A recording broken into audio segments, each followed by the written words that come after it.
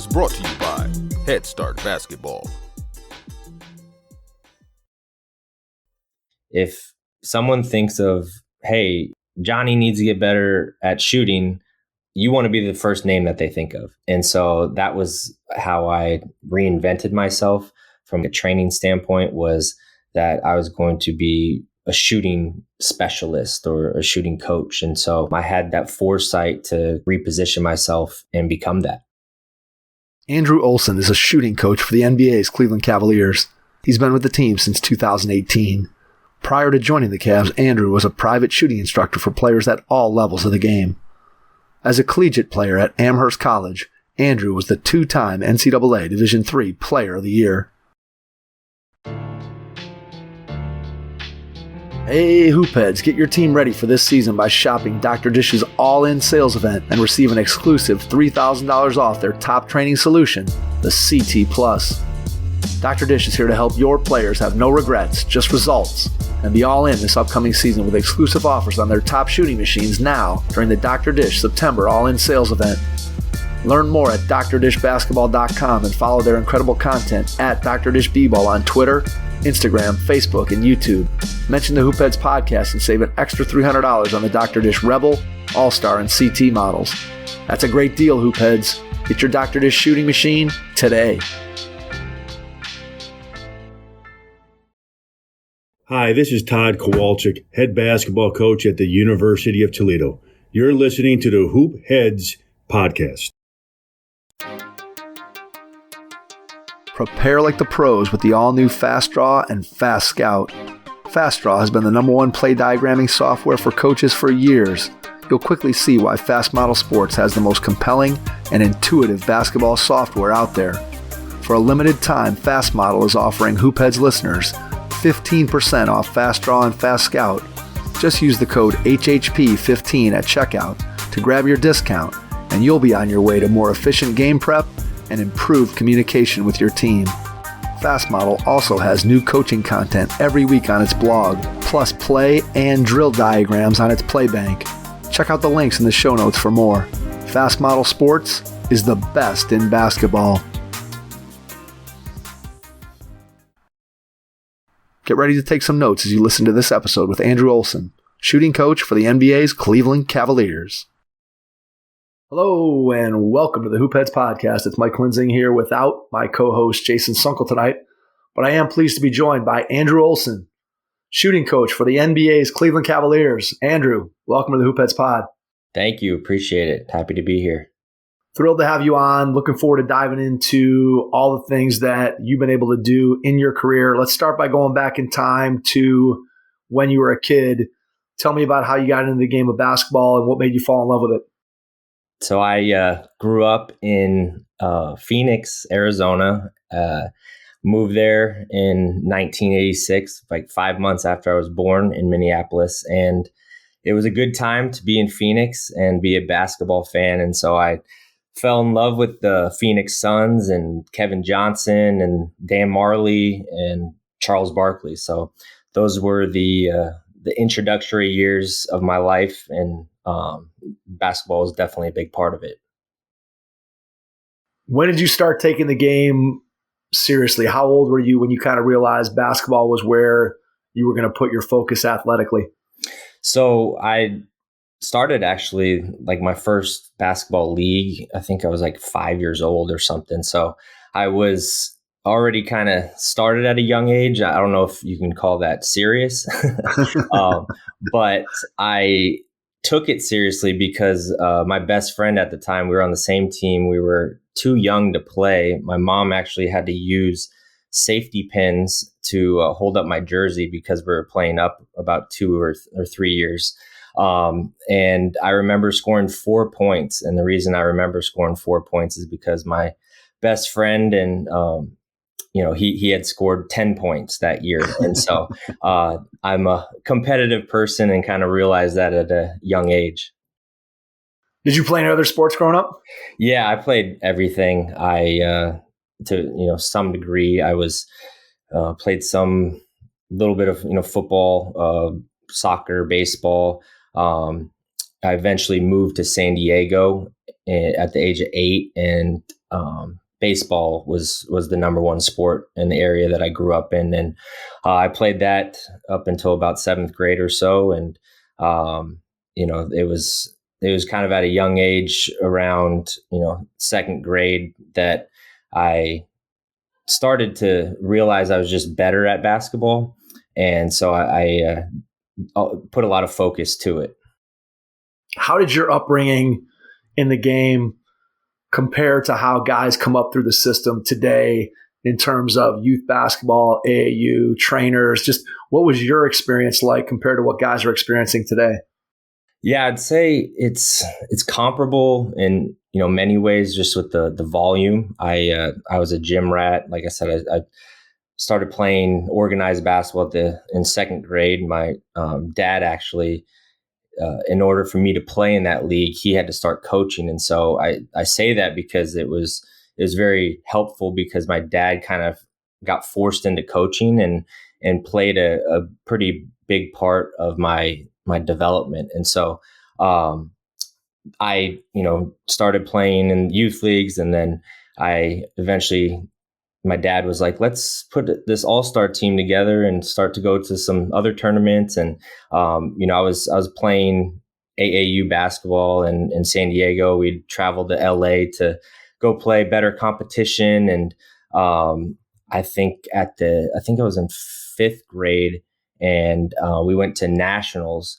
And, so I was already exposed to that at a young age. And so I think it's very comparable to a lot of the players that are growing up now. But at the same time, there's, just so many more avenues, and there's, the highlights and the things that the way the game is played, and shooting threes. And obviously we're probably going to get into that a little bit later, but the style of play was much, much different. And, you played through the post. Me being always a small guard, I didn't love that, but, being a true point guard and looking up to, the Isaiah Thomases, the John Stocktons, and, I eventually, my game as I got older was, comparable to Steve Nash. But those were these true point guards that I think when we start to look at point guards nowadays, they're kind of more categorized as scoring guards. So I think, just those little nuances of the style of play. But as far as like the general makeup and the structure, I think when I eventually graduated high school, my dad said that I had played over 1,000 basketball games. So I think that you weren't worried about overuse, huh? No. I think that that would actually be something nowadays that the amount of games and how frequently I was playing would probably be looked down upon. Talk about the role your dad played. You mentioned that you felt like he had a major influence in you as a basketball player. Talk a little bit more about that. Yeah. So like I said, in 2nd grade, he had to coach. That was like the rule that they made in order for me to play. It was a 3rd and 4th grade league. And so that, got him into the game. He played in high school, roughly, but was not, a great player, so to speak. But he really became very, very passionate about coaching and developing not only myself, but the other players that I got to play with. And so probably, I think, 2nd, 3rd, 4th, 5th grade, he was always the head coach. And then once I kind of got into middle school, I started to, play for some other coaches, but he was maybe the assistant coach or taking stats or doing something. And so, from a coaching standpoint, he would always kind of knew what was best for me. Or once we reached a certain point, he kind of wanted to let somebody else, help and guide and mold me. So, he was very, very influential and supportive. And the main thing was he always knew where to send me to play, whether it was a new team or, go to a camp or whatever it was. He kind of knew the avenues and where to send me.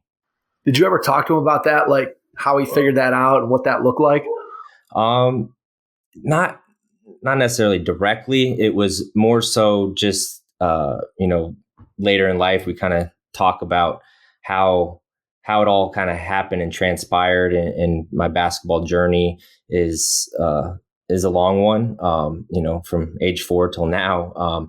But yeah, it's just one of those things that you think about, and you're just very, thankful and blessed that him, and then my mom is easily my number one fan, and her support and her whistling and everything that she did that, just having their support over all those years. And like I said, over 1,000 games, you can't do that without having supportive parents. Absolutely not. All right. So playing 1,000 games, there's still got to be some time where you're getting in the gym by yourself. What did it look like as you were trying to get better as a high school player? What were some things that you were doing on your own? Did you have a formal plan of, hey, this is what I'm doing to try to get better? How'd you go about just putting together your training regimen, for lack of a better way of saying it? Yeah, definitely. And now that you say that, that's, I would say, a huge difference between now and then. But the going to trainers or that like kind of just started for me in high school. And it was, we didn't really have the funds to do it all the time. It was kind of like go to someone and maybe get a few ideas or a workout that could be different, but which, ultimately helped me become the coach that I am. I think is just kind of was my basketball mind of kind of teach myself. I remember in high school, because I'm 5'10" and not that athletic, but being able to shoot a jump shot was very important, and I was hearing people saying, well, if you're going to play at the next level, you got to shoot a jump shot. And so I remember just going in the gym one Saturday, and I was there for 4 or 5 hours, and remember looking at videos prior to going there. I didn't have the cell phone with the YouTube to actually look at videos on the spot, but I remember looking at Kobe Bryant and Tracy McGrady and some of these players that were jump shooters at the time, and I was just like, what are they doing? And so I was just observing, and I was more so very, very observant. And back to my dad, I remember looking at my teammate. We were at this gym back when you'd play on carpet sometimes, and we had a practice, and my dad did a spin move, and I was like, I don't know if that's how it's supposed to look. And I think, just being observant, and then watching some film every now and then of myself. But it was just kind of watching those around me that had success, watching those on TV that, idols and people that you looked up to, and then just kind of going in the gym and figuring it out.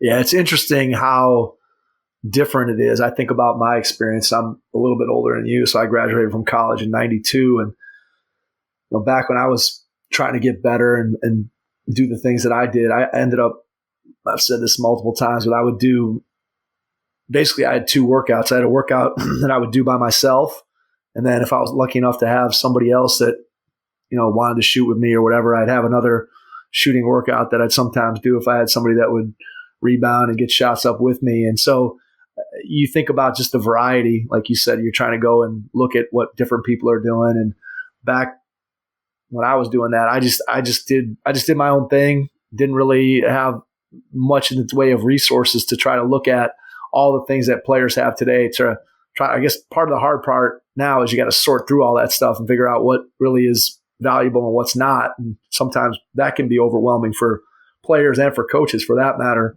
But there is, just as you said, so many more resources today than there were back in the day. And I think you just had to figure out, hey, what am I going to do? How am I going to do it? What do I need to have? Again, as I want to keep getting better and keep playing at the next level, you got to figure those things out so you can make that dream a reality. As a high school player, you have a favorite memory? Yeah. I think it was my first game, and I say that because I've recently watched the Steph Curry documentary, and I believe he had a similar experience in his first college game. But I am a shooting coach now, but I was a pass first point guard, and I took a lot of pride in kind of the flair and making no look passes and doing things. In my first game, I started off on JV, and I had like 8 turnovers. And I remember going back and just being like so frustrated, and I still, as we all do, 5 of them were probably someone else's fault with not catching the ball or whatever it was, and they weren't ready for my no look passes.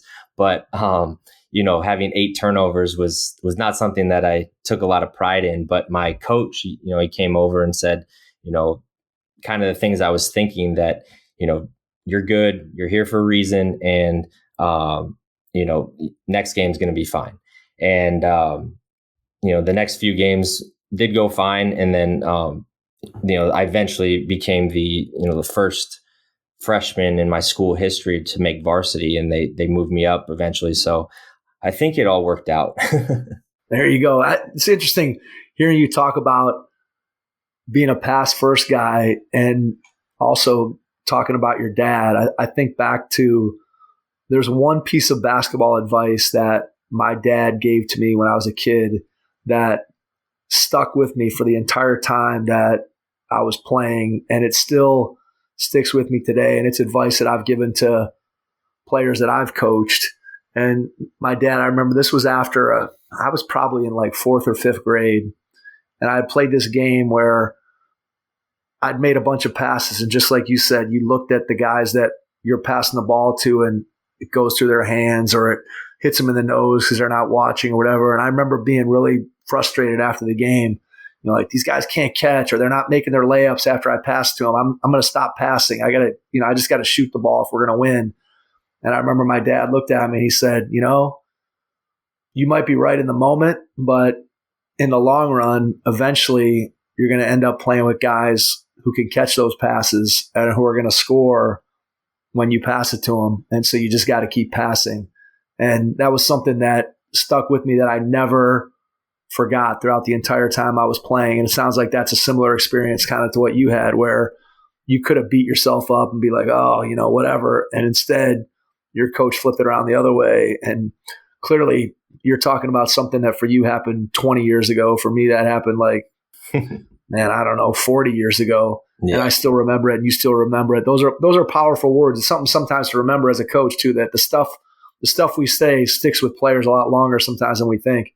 Yeah, I also had like a similar moment. It wasn't necessarily like the words that I kind of live by in that sense, but it was more the experience. And so prior to that year, I was in middle school, and the PE coach became the coach for the school team, and my friends and I, we were playing AAU and doing probably bigger and better basketball things, but we were like, we're going to play for the middle school team. And tryouts happened. And I remember I was, jumping, going between the legs, throwing off the backboard to my friend for alley-oops, and didn't take it too seriously. And I remember like making the team, and, I wasn't a starter. And just in that moment, I just realized that like, you never know who's watching. Like amongst my friends at the school I was at, I was one of the better players. And then in that guy's eye, and in that coach's eye, I was not good. And so you just never know every time you step on the court. And so that was something I took with me, pretty much for the rest of my life, was that like, you never know what time someone's going to be watching you or observing you. And if you kind of approach it with doing your best each and every time, you're going to probably get better results. And that's applicable, right, as players. And it's also, I've had so many coaches say something similar to me in that same vein, where I'm at this camp that I'm doing the summer circuit, and I'm trying to get a job, and I'm just busting my butt at the station, even though there's nobody there, and I'm working with kids who aren't very good. Or I had a guy that, his name's Joe's Decision. He does some stuff with USA Basketball, and he told me one time that he used to work the old 5-star camp outdoors in Pennsylvania. And he said one time he was out on, it's 95 degrees there in Coraopolis, Pennsylvania at Robert Morris, and you're on the converted tennis courts. And he said, he's back at some, the very last court, and he's working station 13. He's got like 4 kids, and he's got sweat pouring down, and he's doing it because, he loves it and he wants to work. And said later Howard Garfinkel came over to him. This was whatever, an hour later, said something, "Hey, I noticed you back at that station, really working hard." And it's just, I think when you start talking about how do you get to be successful in life, you don't get to be successful by performing only when you're on the stage. You got to perform and be at your best all the time. And I think that, man, that's a great lesson to learn in middle school. Yeah. No. And, it's just, you never know when those moments are going to happen, or those words, or, the person that has their presence, that those words carry, a little bit more weight, but you just never know when those moments are going to happen. And, fortunately, I was surrounded by some great people, and, had some great experiences, early on. Tell me a little bit about your college recruitment process, what it looked like. You're in San Diego, you end up all the way across the country at Amherst, obviously tremendous school from an academic standpoint. So walk me through a little bit of just what that looked like for you in terms of making your college decision. Yeah. So I still remember to this day, we were receiving mail from colleges, and the first letters that I had ever received from a college were UNC and Colorado State. And as a freshman, I have this, these are the people that are interested in me, and I'm going to eventually end up at one of these schools. But being 5'9" and 125 or whatever I was at the time, and then we hear stories about people growing 4 or 5 inches in a summer or whatever it is. Well, I grew 1 inch in the next 4 years. So height didn't quite work out. And I think I was about 145 pounds, trying to drink all the protein shakes. And back then they had weight gainer shakes. And I definitely was not built for basketball in the sense of my stature. But so as it got later towards my senior year, I realized that Division I was not really going to be the highest of priorities, and I should explore some other options. I did have some offers later in the process. I kind of held off until after my basketball season senior year to make my decision.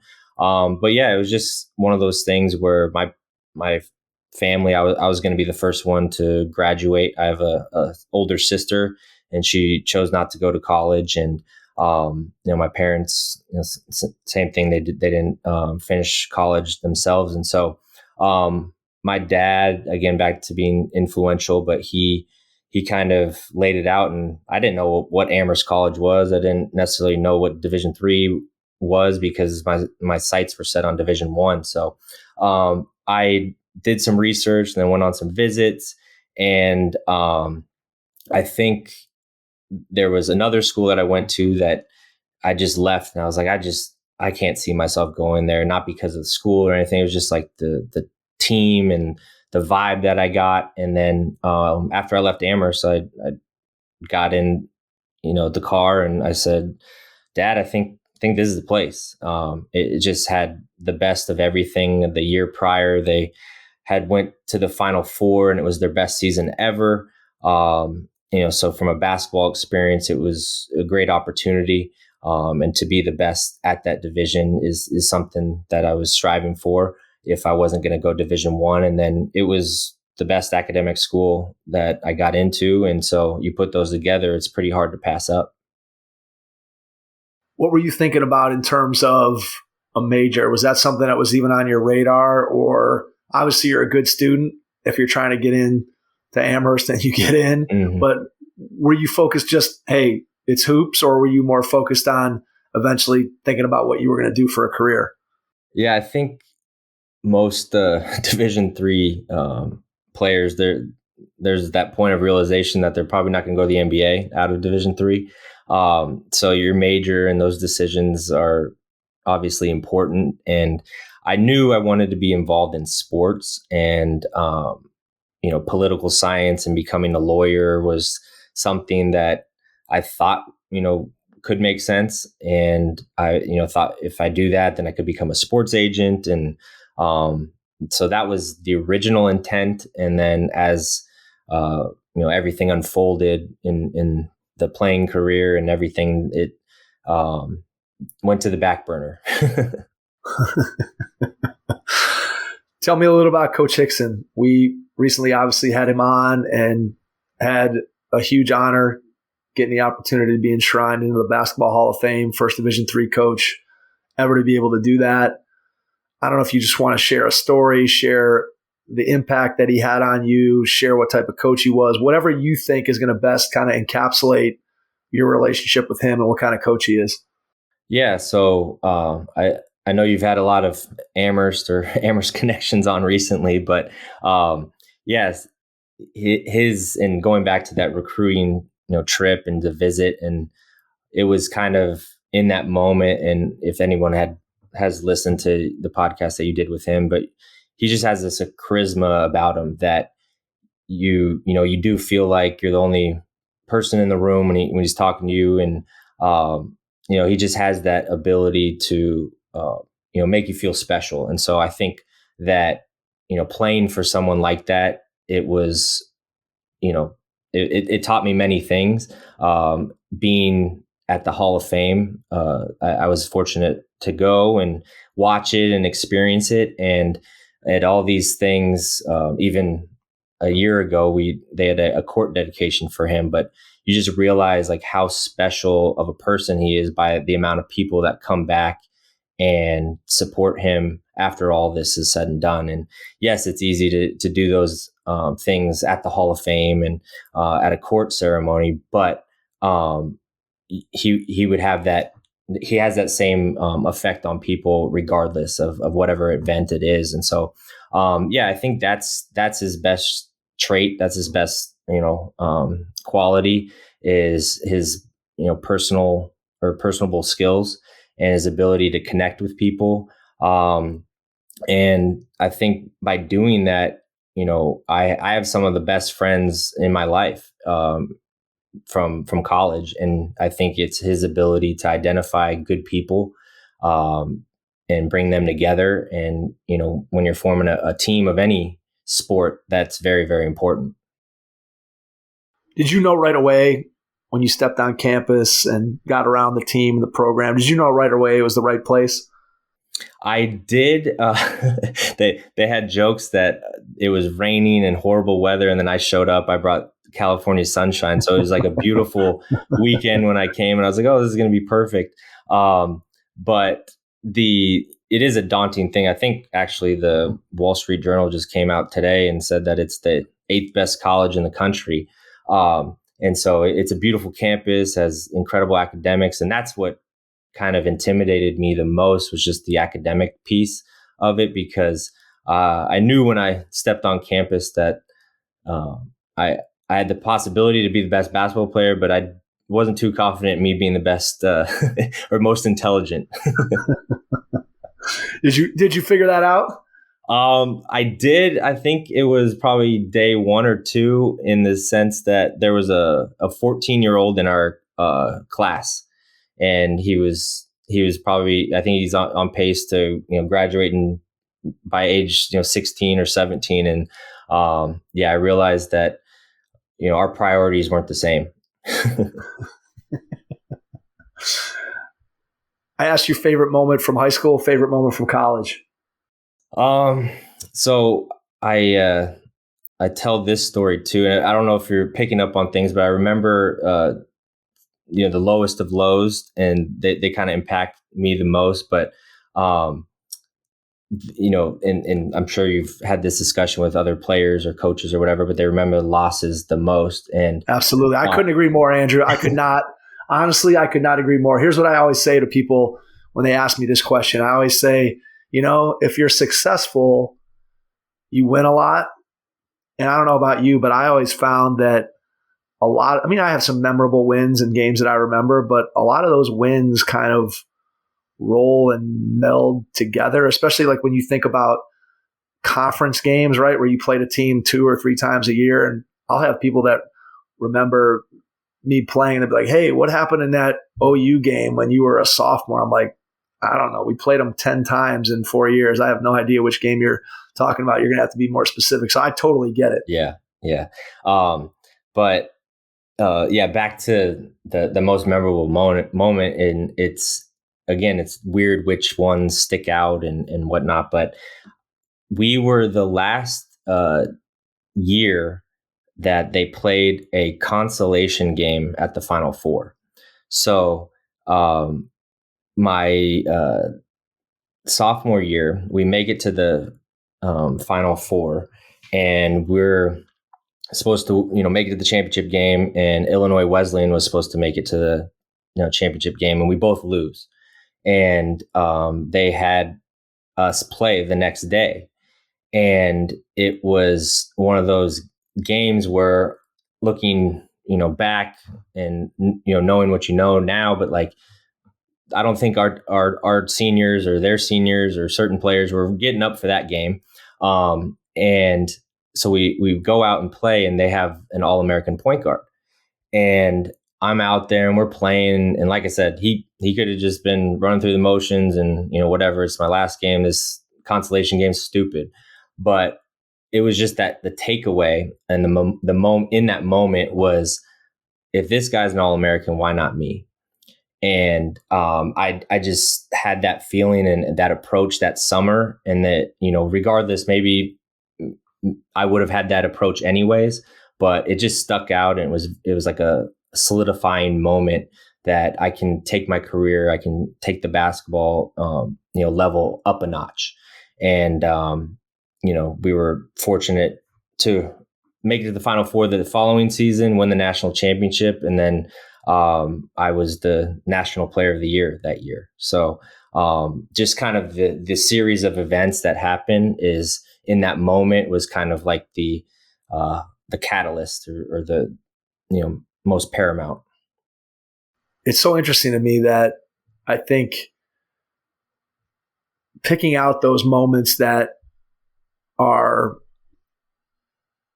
challenging moments, or moments where it wasn't necessarily the highest of highs, and thinking about how those moments can fuel you, or those things that somebody says to you can fuel you. And I think that's something that when I think about my own playing career, that's something that I look back on, and I realize that there were a lot of things that were either said or situations I was put in, or maybe guys that I played against, to your same point, that I'm like, this guy's going here, or this guy's getting this, and I'm playing against him. I think I'm better than him, and I got to continue to work and try to get better to be able to maximize who I am as a player. And so it's interesting.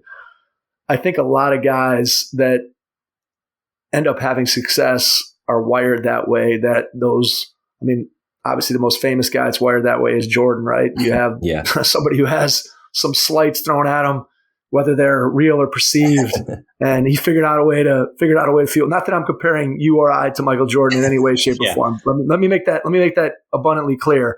However, it's clear. I do think that a lot of us who are athletes who end up having some success, we end up using some of the things that are said or done in or near or at us. We end up using those as fuel. Yeah, definitely. And then kind of flip it around again, like that national championship and everything that happened in the sophomore year experience of playing against that player was also fuel for the following season, because I was like, there's no bigger target than my back right now. And so I need to have an even better off season. I need to, take it up a notch, or, however you define it. But knowing that every time I step on the court next season, that every player is going to go at me a little harder, or every team is going to try to beat us even a little bit, more. So, that was, like you said, there's these moments, but they have sometimes like a compounding effect on them. how do you get the news when you're named Division III National Player of the Year? How does that news come to you? So we win the national championship that year. The following week is spring break. So it worked out pretty perfectly. And we had a group of friends that were headed down to Florida. And we were going to have spring break down there. And I don't know what day it was, but Coach Hickson calls me and, has the good news and says, you're the National Player of the Year. He told me that season I had to share it with somebody. That was the co-National Player of the Year. So he definitely let me know about that. But he wanted to keep you in check somewhat, huh? Exactly. And so, I just got a call from Coach Hickson, and then he told me I'd have a email and information because they were going to honor me down at the Final Four, because Division III, all of their championships and everything are before the Division I, and so that was how I got the news. What do you think would have happened if you were in the exact same situation today with the transfer portal and the way things are? Because I'm guaranteeing that somebody who's the Division III National Player of the Year is probably at least looking around at other opportunities.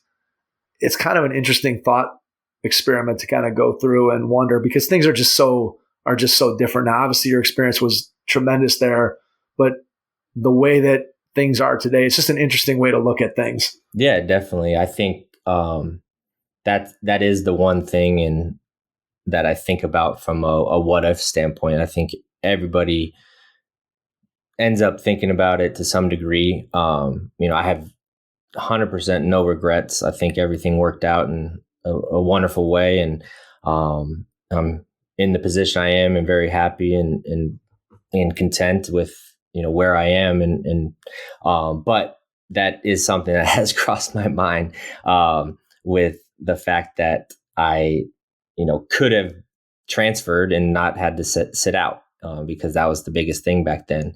But I think there probably would have been a couple calls or emails or whatever from a reaching out standpoint. And that would be something that I think you'd have to consider. So I think I have thought about it, but at the same time, I also thought that I was going to make it to the NBA after I was the National Player of the Year. So there's a lot of what ifs. All right. So talk about that. You graduate. What's the thought process? Where's your mindset at? And then just kind of walk me through those first couple months after graduation as you start looking around for opportunities to play. Yeah. So I was the senior year, I was in not the co-National Player of the Year. So I had that little motivating factor, and I was the outright National Player of the Year. And so I thought that because I had that resume that I would have opportunities left and right. But I have to reiterate, I didn't grow much in high school, and I didn't grow in college. You didn't have the Scottie Pippen experience? No. And so opportunities for the 5'10" unathletic point guard weren't too much, but they had this event in Ohio, actually, where they invited, it was like 56 Division II players and 8 Division III players. It was like an all-star game, and they had agents there and everything. And so it was a very cool experience, about a month after my season had ended. But even there, just recognizing that I didn't have as many offers or opportunities as I thought I would have. So I just went into it with the relationship and the agent that I trusted the most. And I actually met them in person at that event.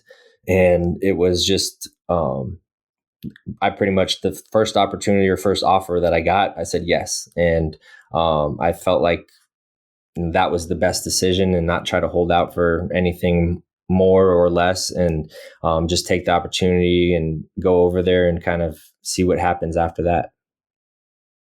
What was the experience like for you going overseas?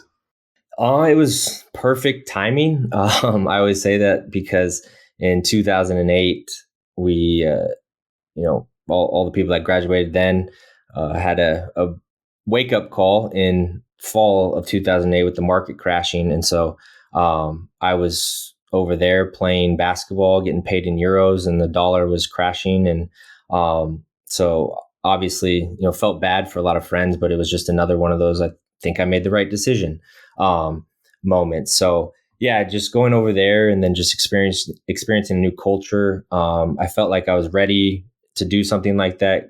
Clearly, with going from San Diego to Massachusetts for college, and I thought I'll be fine. I'll figure it out, and it's just a new experience. And it was great. I had a good experience until the final game of the season, and that was the first season in my basketball career that it was a losing season. And so I definitely had left a little sour taste in my mouth, but we did a little traveling after, and I got to see Europe and explore, the world on the basketball dime, so to speak. What was your favorite country that you visited or played in? Hands down, just I love Italy. The coast of Italy, and the food and everything about it is my type of country. I was fortunate to do a good amount of traveling. There's not as much playing in different countries as people think.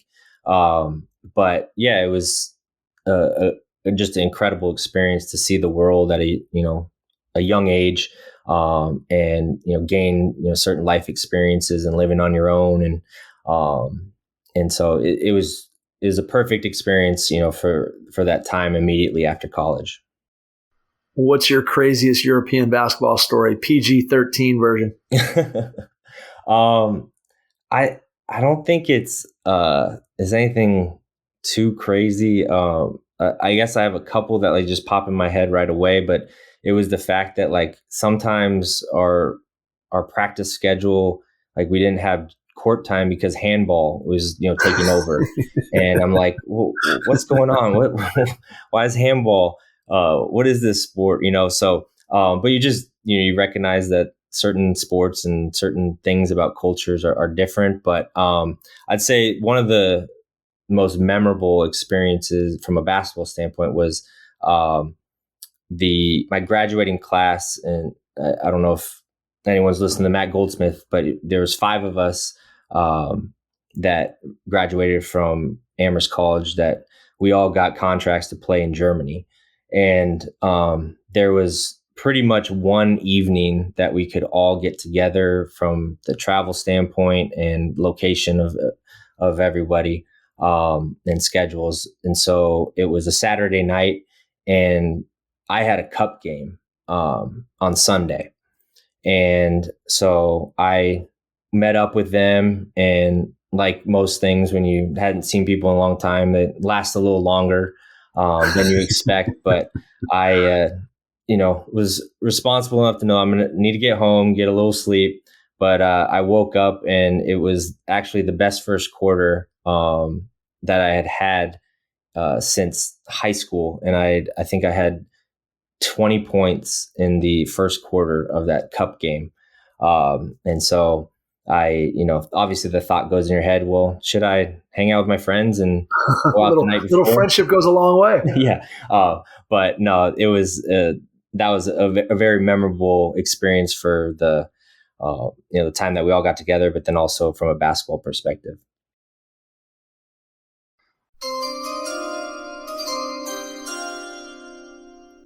Hey, Hoopheads Nation, whether you're a beginner basketball player looking for a place to start or a seasoned vet looking to level up your skills, I want to tell you about your new go-to secret weapon. It's called Train. Train is a basketball training and education platform that gives you on-demand access to premium basketball courses created by expert coaches and trainers from around the world. Want to get better at blowing by your defender? Learn setup drills with NBA and international pro trainer Marius Williams, or how to use the punch drag with NBA trainer Kerry Darding. Looking to level up your catch and shoot skills? Practice space shooting workouts with former lead female trainer for Kobe Bryant's Mamba League, San Dixon. Or if you're just starting out, learn the basics of shooting and finishing at the basket from international champion, 3-time Romanian Player of the Year, and Train co-founder, Vlad Moldovanio. Train has 32 and counting actionable, expert-led, on-demand basketball training courses that teach you exactly how to improve your ball handling, shooting, attacking, and more. For a limited time, Hoopheads listeners get 35% off monthly, annual, and lifetime plans. Just go to gotrainbasketball.com/hoopheads to learn more and sign up for a free 7-day trial.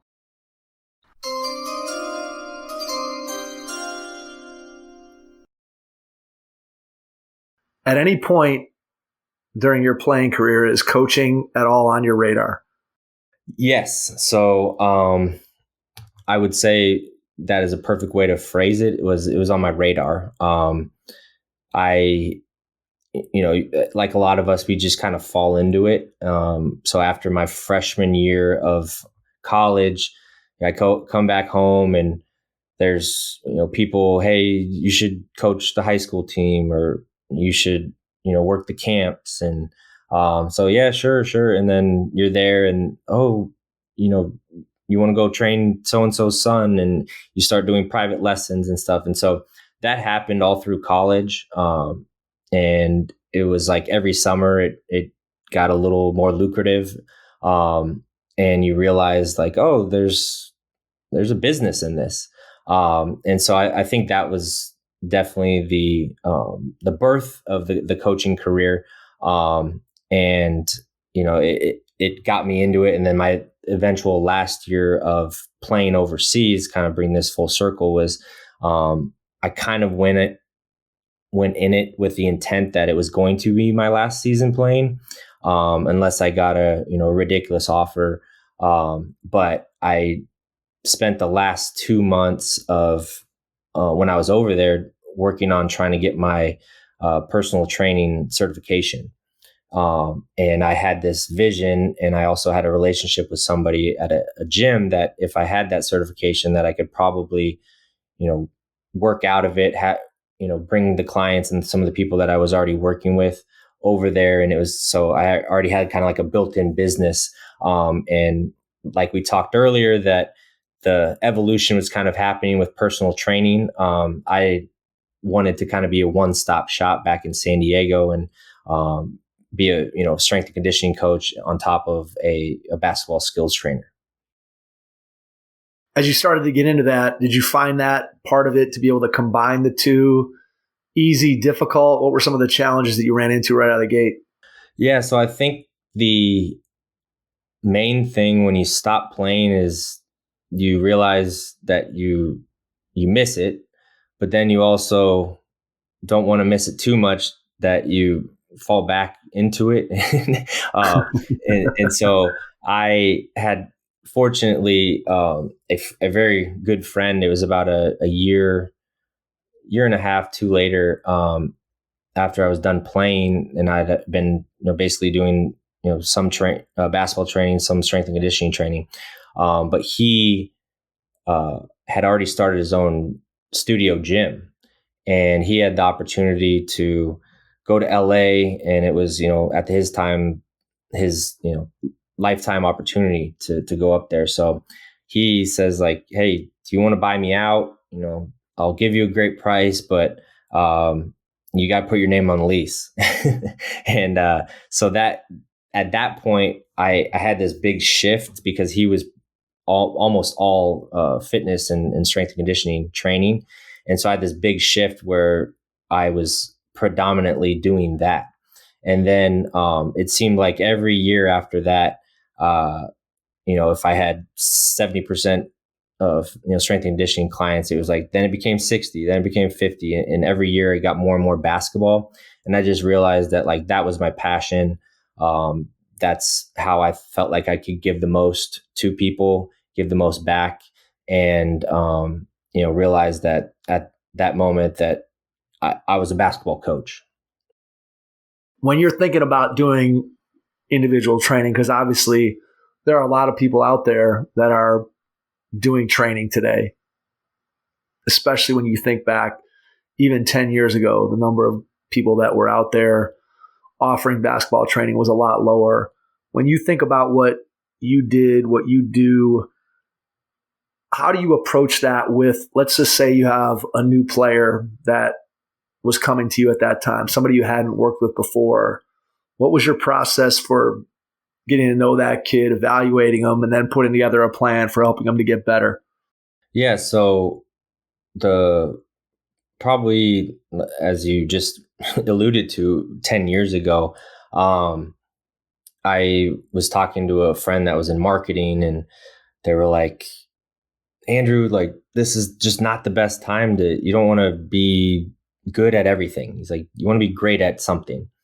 And I had kind of an inclination and the recognition that basketball is changing with the 3-point shooting and whatnot. So I was like, I think I want to be known as a shooting coach. I think that could probably provide the most value. And so that was kind of how I led things whenever I talked with somebody. And that same friend was like, if someone thinks of, hey, Johnny needs to get better at shooting, like, you want to be the first name that they think of. And so that was kind of how I reinvented myself from like a training standpoint, was that I was going to be, a shooting specialist or a shooting coach. And so I had that foresight to kind of, reposition myself and become that. When you start working with somebody on their shot, what's the first thing that you look at? Yeah, the initial assessment is, I believe, that the most important. I go back to what I just was talking about when I was doing some strength and conditioning and getting my certification and everything. But I'll tell this quick funny story. But I was training this 10 or 11-year-old of how to be a little bit more athletic and work on his jumping. And we're trying to do some box jumps. And I, in that moment, recognized like the kinetic chain and how to kind of explain it to help him, create a little more, acceleration and burst to get up onto the box. And in that moment, as I recognized the sequence of movements and the kinetic chain that is necessary for shooting. And, to answer your question with the assessment, that's kind of what I'm trying to piece together is everybody shoots or has certain nuances, but how can I optimize their shot? Because, if you're working at lower levels, there are some important things that you probably need to focus on and establish and create from a foundational standpoint. But, at this level that I'm at now, and when you're working with, good high school or college or whatever, they're there and they're playing, pretty well for a reason. And it's just about kind of tweaking and optimizing certain things, because the worst thing you can do is, create negative confidence in a player. So that assessment and just kind of understanding their like shooting sequencing is kind of what I do in that initial assessment. What are one or two common flaws that you see or have seen most frequently in somebody's shot? So there are a few things that I'm kind of a contrarian on, and like form shooting, for example, I think is something that we always start with, right? But the end result of creating a better shooter is them to shoot better in games. And I think a lot of times people will focus on, form shooting, and they're not using their legs or their, the footwork or, what's kind of necessary to create the momentum for certain shots. And again, I believe there's a purpose for form shooting. But I think that it's kind of overdone. And so just understanding, what players are doing kind of before the shot. And so their footwork and certain things become important to kind of understanding the beginning phases of their shot. And then what is good about form shooting, I believe, is, when you're able to kind of identify how the ball is coming off a player's fingertips. And I think, as we all know, to be a great shooter, you got to be accurate. And, being accurate, the last thing to touch, or leave the ball is your fingertips, and that has the most control. So identifying, how the ball's coming off those fingertips is pretty important. How does the opportunity with the Cavs come to you? Well, it was back to that kid on doing box jumps. So it's kind of a longer story. At that point, I started looking at shooting a little differently, and I started observing and kind of like loosely tracking shots. And I think that it was like end of 2013. I had a friend and roommate that was pretty proficient with Excel, and I was like, I got this idea, and the idea was I was going to start tracking shots, and I was like, I need to run some analysis on my theory and everything. So I end up observing, thousands of shots, and not all of my theory, but a good amount of my theory was correct. And then it also led me to think about some other things. And so I started, I basically had kind of reverse engineered a way to quantify someone's shot. And so in 2014, I presented, I had a friend from Amherst that was working at Sloan, and they knew a MBA executive, and he's like, if you put something together, I think they'll look at it.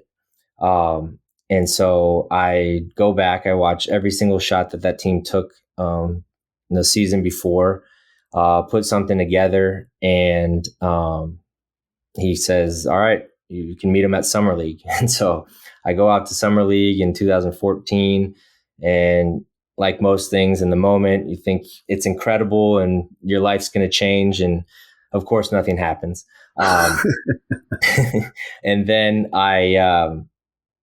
for about a couple years, and it was great feedback. And the main thing was, hey, we need evidence that this works for NBA players. And up until that point, I hadn't had anybody in the NBA that I was working with. It was just college and high school and lower.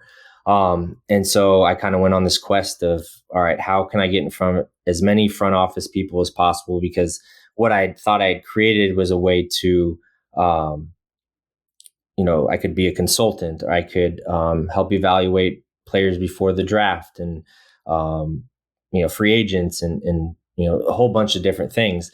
And so it wasn't just coaching that I thought it could help with. So I was talking to front office people, and then eventually I got in front of an agent, and the agent, he's man, this is awesome. I think, what you're doing is great, and you should, find a GM or somebody in the front office, because I think they'd eat this up. And I was like, I just spent the last 2 years doing that. But in that meeting, I had recognized something that he said, while he, stepped away for a call. And it basically, I was, hey, give me a chance to work with, one of your players. And so he was like, I can set up a meeting and everything. And so long story short is I eventually got in front of, NBA players. I started working with some NBA players. And then I was using this system for about 5 years until I had a team reach out and say, hey, we want to use your services. And so I was, doing some consulting work, and then also doing everything I was doing before, but and then also working with some NBA players. And then I got a call from a team saying, hey, I think we want you to fly out here and check out what we're doing. And I decided to, of course, do that. And before I went out there, I decided to give a friend and former coach a call. And I called my grad assistant my senior year at Amherst College, who happened to be Kobe Altman. And I call him just to get some advice and say, hey, what should I expect? And let me know anything I should know that could help me in this situation. And so he was great to me. Talked me through what to maybe expect. And then they were making a good run back then. They were still going to finals every year, and he was the GM at the time. And so after that meeting with the other team, I called him and said thanks and everything. And then we talked about some things, and he said, well, what do you think about coming out and checking out what we're doing in Cleveland? So long story short is I decided to go with it and go with the organization that I was most familiar with, and my relationship with Kobe Altman, and then also my now wife. She was very encouraging and said that this is an incredible opportunity. I think you should definitely go for it. So that was how I ended up in Cleveland. You got to have a spouse on board, man. That's not negotiable. For sure. All right. So let me ask you this. Just again, speaking in generalities, when you first started working with NBA guys, what did you notice was different about them compared to even the high-level college and high school players that you were working with? And I'm not talking about specifics of their shot, but I'm just talking about mentality, the way they approached what they did. What were some differences, if there were any, that you noticed right out of the gate? I think the main difference was because no matter what level you're at, you're going to have like a wide spectrum of shooters and players and athletes or whatever it is. There's going to be guys that are really good and some guys that are on their way up or need some work. So I think that is kind of always understood. But the thing that just jumped out to me at the NBA level was the schedule. And growing up, you have a game maybe during the week, and then you got games on the weekend, and then in college you have 2 or 3 practices before each game, and there's just the schedule of when you get to practice. Like there's just not really a great rhythm in the NBA because you're playing games every other night, or it's just no rhyme or reason with the schedule. So it's just very difficult for these guys to have these routines, but the greats do. And so I think that you just recognize like the practice habits and everything are just slightly different. But these guys have to adapt, and the ones that adapt the best, those are the ones that become the best shooters. What does that look like for you then? Obviously, during the season, NBA teams don't get on the practice floor, I'm sure, nearly as much as the coaching staffs would like them to get on the practice floor. And so you, as the shooting coach, what is your role like? When do you get implemented, for lack of a better way of saying it, and get an opportunity to get on the floor with players? Just how does it work in season, out of season? Just give me an idea of kind of what your schedule looks like. Yeah, it's the schedule again. It varies based off of players and the team schedule. But early on, my first few years, it was go kind of work with certain players a lot more frequently, be on the court with them, work on their form, or do certain things with certain players.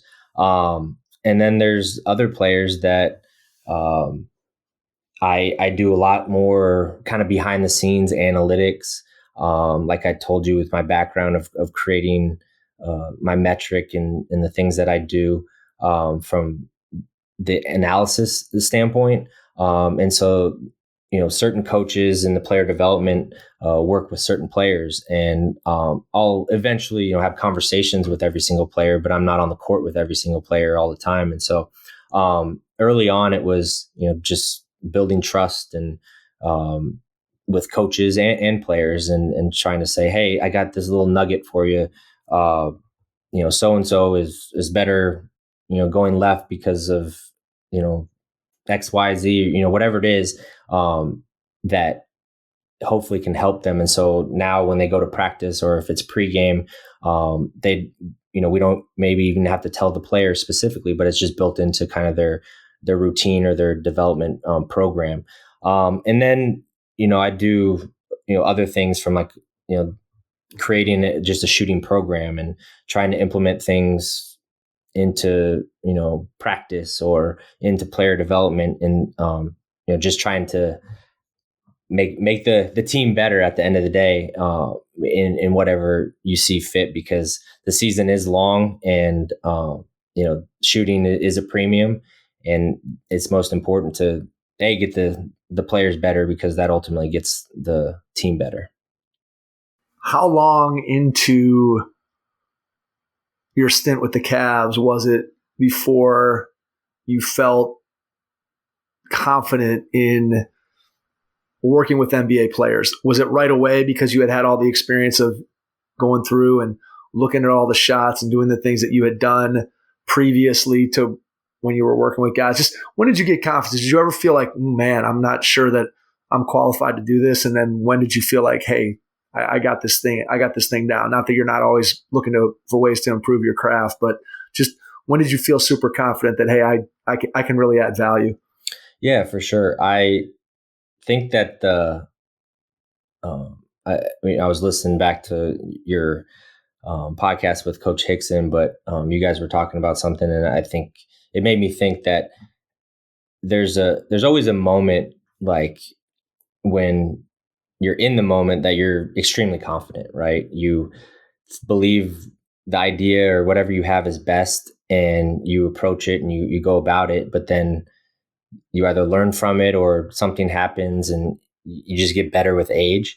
And so I think definitely that first year, just not being exposed to the NBA, like it's just a different animal.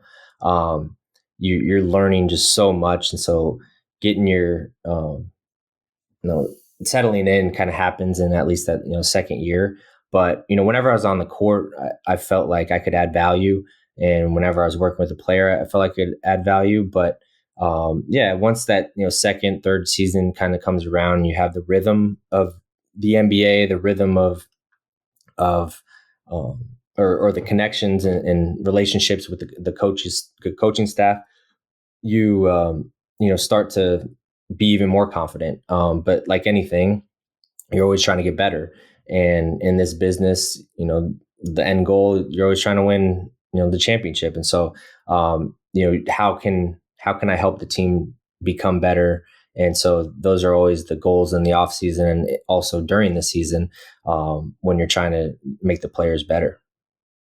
As you're putting together a program for guys to try to make them better, and I know the answer to this question is it's going to vary from player to player, but if you can just kind of talk in generalities again about how much time do you spend doubling down on things that a player does well to make those things even better versus how much time you spend adding things to a player's game or working on something that may be a weakness? For sure.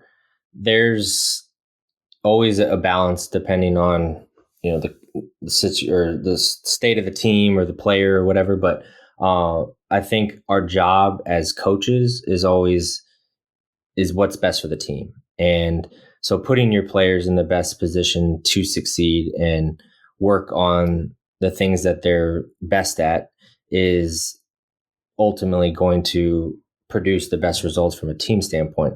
Now, I think you can't lose vision of growth. And I've been, with the Cavs during some times that we've been younger and, inexperienced and whatnot. So you have to have the vision for their growth. And I think even with veterans or, certain players, that there's always room to grow, or there's always room to get better. And so it's that approach of, all right, we want this player to, do these things, especially during season, to their strengths and put them in positions to succeed. But we also need to build in their player development plan, and get better throughout the season, because it's long, and it's also just best for the player and the individual to grow and become a better player. So I don't think you can put like percentages on it, but over majority of the time you're going to be lending itself to putting the player in the strengths category. How much time do you spend watching film of your guys, and then how much time do you spend sitting down actually watching film with them, breaking things down and showing them the things that you're talking about? Obviously, the coaching staff's breaking down film from an X's and O's standpoint, whereas you're looking at it more from a player development side. But just how do you use film in what you do? I use it in every way imaginable. Just analyzing, our players, to, analyzing and watching other players, to, you're always observing different, actions and movements. And I think I alluded to this earlier, that I, pride myself on being kind of like a movement specialist.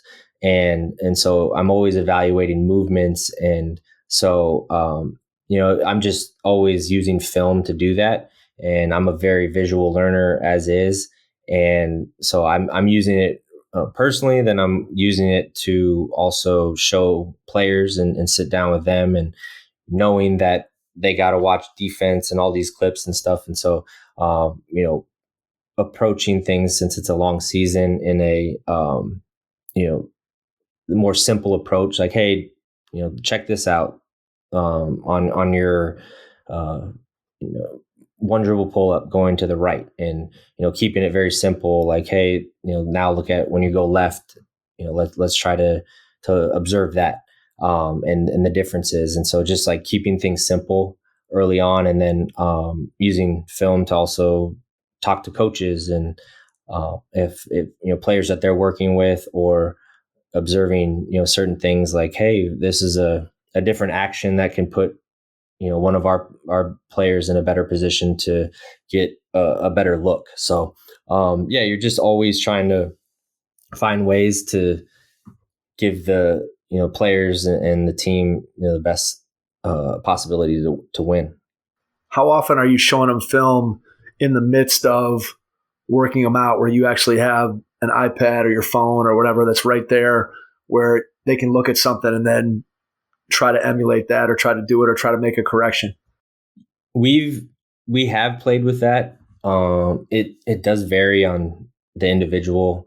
Some guys just want to get in and work. And I think that's also another, huge difference with the NBA, is just like in college and certain, lower levels, whenever, team practices or team situations, like the individual attention is just at a lower level. Like, we just have a lot more coaches and time and resources to, to do those types of things. And so, talking with a player, hey, are you more visual? Or you talk with a player, I was working with a player a couple of weeks ago, and we're showing them film, and they're, I don't really like film before I go work out. So you're just reading, and, right. And a lot of times in those situations, like, I think when you're at the lower levels, you just do it because you are in like that position of power. And that is the great thing about the NBA is, we're all men, that are here. And so, speaking up or communicating, and, I kind of go back to a incredible quote that one of my mentors gave me when I first started coaching, but they said, they're not going to listen to you until they know you care. And so, just building relationships and understanding what is best for the player that you're working with, becomes very, very important. And so if it's using film before or after, or, hey, actually, let me just you take your phone real quick and show you what I'm seeing. And some guys are receptive to that, and other guys just, kind of want to watch it from the game perspective. So it's just building those relationships and understanding what is going to, help the player the most. Do players tend to gravitate to particular staff members? In other words, do you kind of have, quote, your guys that really like working with you, and maybe there's other guys that mesh better with somebody else on the staff? Is that something that goes on, or how does that work behind the scenes? Yeah, it's like anything. The team's large enough and the staff's large enough that there's going to be, groups of people that are going to just hang out more frequently. And so knowing that we, when we put together player development plans, are going to just, all right, that's going to be the point of contact. So-and-so is going to be with that person more frequently. And as kind of an overseer, I can't see every single person every single day. And so I tend to work with, certain players more frequently. And it's just the nature of the business. And so there's, before practice, during practice, and after practice, that there's only so many hours in those that, you can allocate certain times. So that's why our staffs are, set up in a way that is just going to be more efficient to work with certain players.